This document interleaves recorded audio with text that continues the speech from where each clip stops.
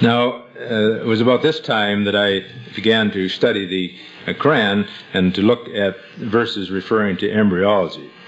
So I found that there was a large terminology in the Quran referring to human development. Now, until recently, it was not known that this holy book of the Muslims and the Sunnah, or Hadith, the teachings of Muhammad, contain many citations referring to the stages of human development. Until recently, these statements were not clearly understood, since they referred to details in development which were scientifically unknown in earlier times.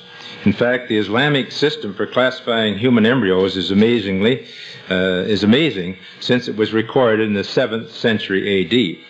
Although Aristotle, as I mentioned before, the founder of the science of embryology, realized that chick embryos developed in stages from hen's eggs in the 4th century, he did not give any details about these stages.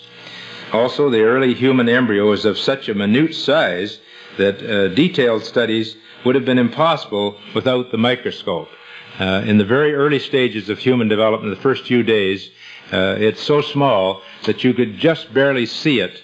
In other words, it's about the size of a period at the end of a sentence. And you could realize how, without our modern microscopes, you would not be able to see any of those details of the early stages.